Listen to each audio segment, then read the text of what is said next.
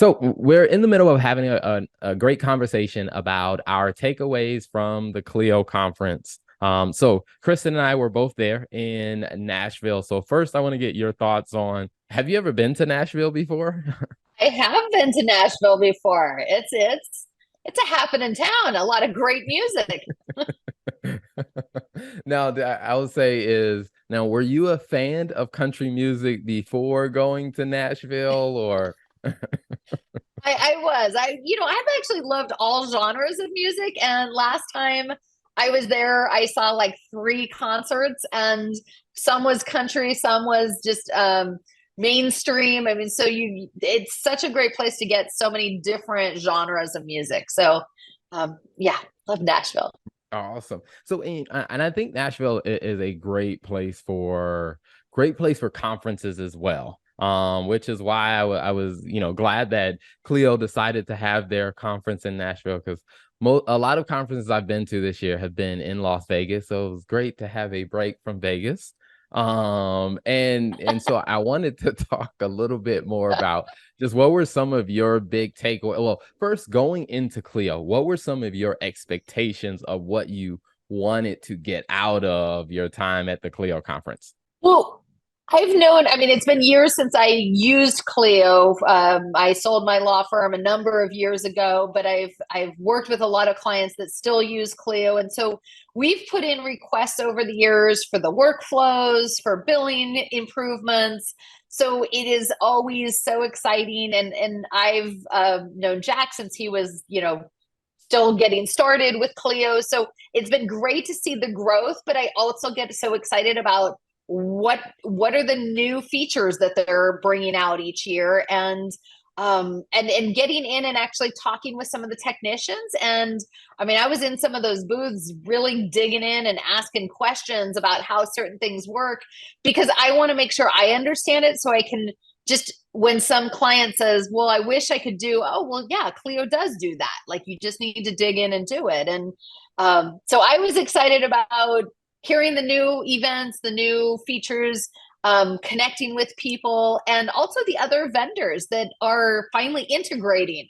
I think the integrations are such a key element to any kind of a business using technology. hmm and I think that's a really good point because that was one of the things that I saw a lot of energy around was the amount of systems that are collaborating with Clio. I mean, and plus I think Clio's Mhm. becoming, the larger player in the legal practice management. So it's like everyone's like, hey, you want to play with the one who's leading? So Yeah, a lot yeah. more integrations. Now, I think from what I have seen, and I'm curious your perspective on this, is when it comes down to integrations, where I've seen that, really fail horribly is where companies are missing like workflows and processes to where they just try to slap an integration on. It's like, well, that's not going to solve all the problem for you. So I guess as you kind of talk through some of those companies and about like how they're integrating with Clio and you're talking to lawyers that are trying to use those integrations. When it comes down to the processes, have you seen a lot of people, I mean, I guess, have a healthy perspective about, hey, how do I build out a process before I just slap this integration on it? Well, I would say maybe 30% of the people today still really take the time to map it first and then go in and build it. Many just start building blindly, and then they realize, oh, I really should have started with X or Y, or and they're undoing and redoing. So I'm a big fan of first map out the 10,000 foot view and then some of the 5,000. Then you get in and like actually build out the things. But I also will say we've seen a lot of, I mean, document automation is a big one where they come in, and there's been many companies over the years, oh, we're the fix, we integrate. Well, they don't, and people have spent thousands of dollars and it doesn't work well. So listen, it's one of those things that I think technology and people are finally coming around to recognizing you really need to solve the whole problem. Don't just slap a little sticker on and say, oh, we fixed it, because that didn't really fix the problem. So I'm happy to see some really great improvements these days. Mm-hmm. And one of the big improvements that they talked about was AI. I mean, AI made its debut. I think AI is making its debut at every conference you go to. Somehow AI makes it to the main stage on every conference, but they introduced some of the AI, and I'm curious to get your thoughts on, what were some of your initial impressions when they talked about the AI and how AI would work in the tool? So listen, I mean, I've been dealing with marketing elements with AI, and obviously, everyone as a lawyer, the bar associations are always admonishing about make sure you're checking that it's good case law. We all know that AI can go astray. But I think that's one of those checks and balances, right? We need to make sure that just like your social media manager or marketing team needs to check for, is that quote legitimate and was it said by that human before you just plop a quote out there. It's the same with, we can use AI as a tool, but we need checks and balances and run it through a plagiarism check. That's one of the things I love about Grammarly, is that it does that plagiarism check. It says, hey, something's wrong here.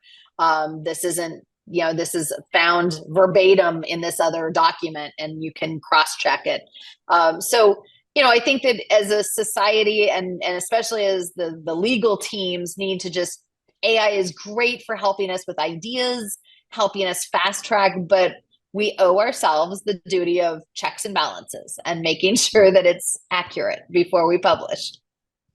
Now, as much as, different companies and organizations, different softwares are trying to implement AI to really, I guess, help bring that efficiency, I'm curious, have you noticed any companies really stopping to really revisit their workflows to really see, okay, all right, how should our workflow change now that we're implementing AI, or what role does AI now play in the workflow?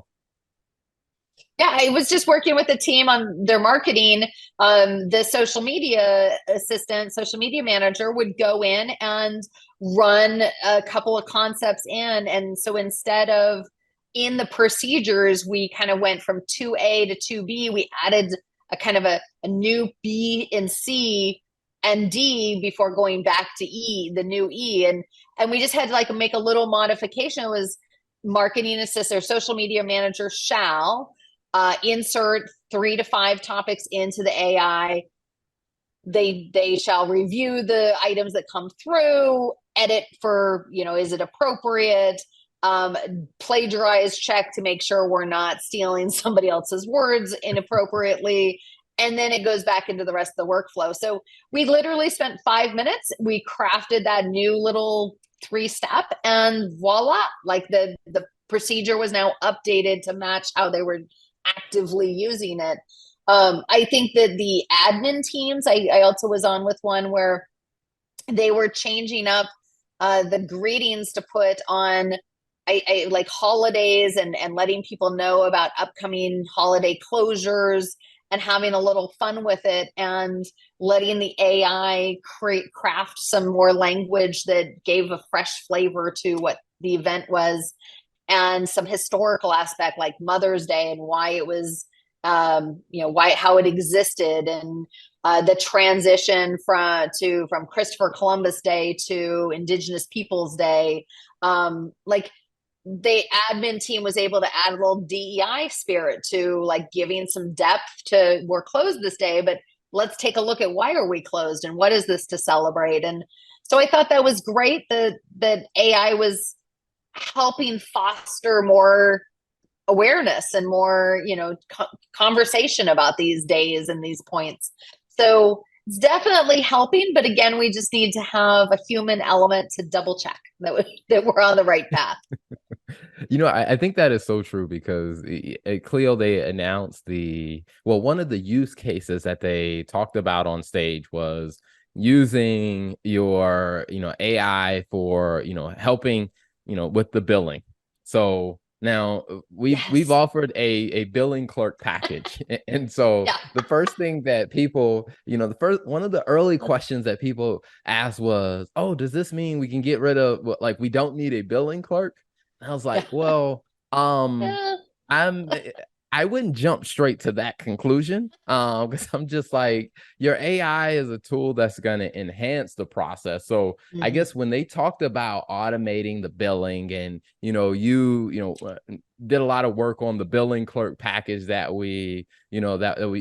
that UIB put out. So how do you think the automation of billing will impact the billing clerk package, and what the expectations for a billing clerk will then look Yeah. like? So I think there's, beginning, middle, and end. I mean, I think there's three areas. One, I love that this idea of the AI is going to streamline and be able to like pull information and get it together and get the bills out. But we've got to have better training at the front end to the lawyers, the legal assistants, the paralegals, the whatever individuals working on the case to use good grammar, present tense, right? The guidelines that are going to give good structure, so good information in helps make good information out. It's kind of like, Terrell, it's kind of like numbers, right? Good data, bad data in, bad data out, right?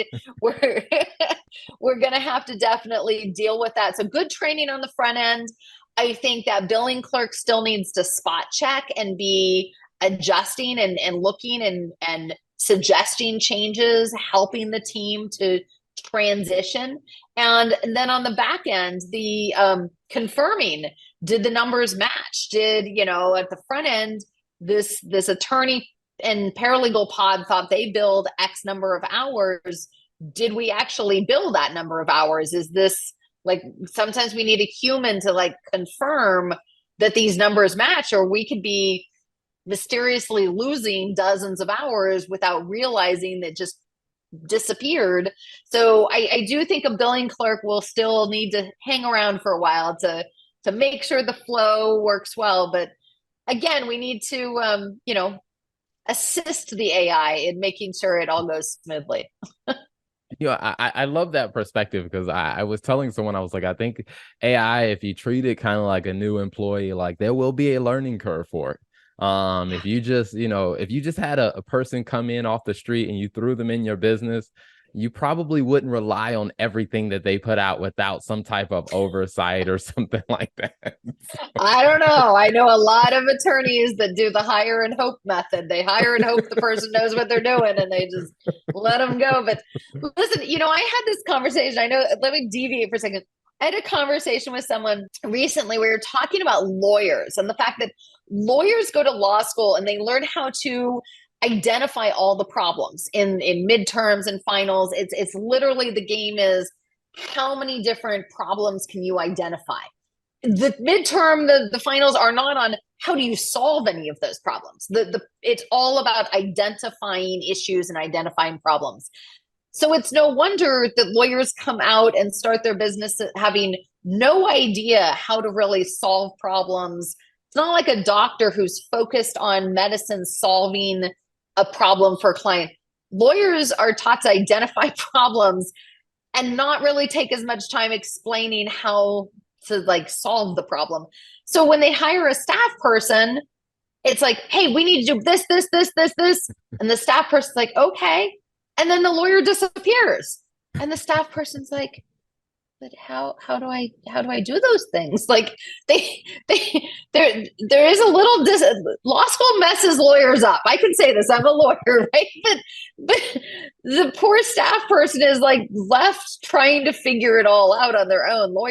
Now, some lawyers have management skills, they do very well, but a lot of lawyers just they were never taught, they didn't learn how to manage people. And so yes, I mean, I think, like you said, AI is very much like a staff member, you have to train up, you need to acclimate, raise your trust level, raise their trust level, like make sure before you just hand off the keys to the Porsche. You got to make sure there's a learning curve.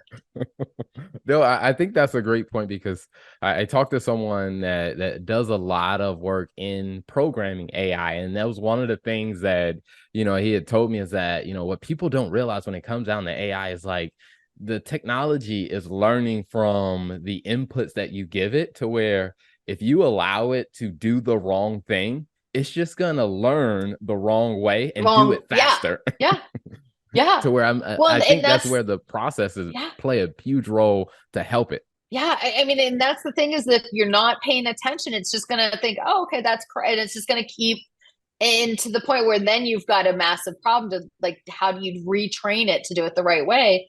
Um, but listen, it's with anything, whether we're moving to a new product like Clio or moving to QuickBooks or, different things, you've got to have a game plan. You've got to implement and not scare the heck out of your team. You got to go to them and say, hey, we've got all these things we're going to work on, but we're going to do this in the first 2 weeks and this in the next 2 weeks and stage it out so that the implementation rollout plan is palatable for your team but make sure that we don't just drop the ball. We do need somebody to hold us accountable to make sure that we get the full rollout plan done and we don't just get busy back with other things and never really learn the program or really develop that AI or whatever it is. So that implementation part, I think, is an implementation plan is such a key part to long-term productivity and profitability. Awesome. I love it. Well, before we wrap up, any final thoughts you wanted to share on the Clio experience or any key takeaways from the Clio experience? Oh, wow. There were so many. One of the greatest parts of being there is just talking to people and hearing what people are going through and knowing that you're not alone, knowing that many other people have kind of fought through certain battles, streamlined processes. I mean, I was talking to people about workflows, such an important part in my mind, mapping out those workflows and then putting them into place.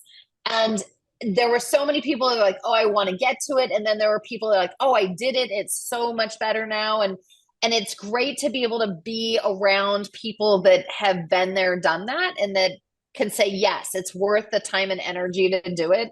I know, we as coaches talk to people about this all the time and share our experiences and what we do, but we can't go to conferences every single day of the year, right? So you got to be sparingly with your time going to conferences. But I do think that is one of the benefits of getting to talk with others and develop new relationships. And I mean, I spoke with dozens and dozens of people who are all now reaching out to us, and we're continuing the conversation, which is such a great thing. Awesome. I love it. Well, Kristen, thank you so much for coming on.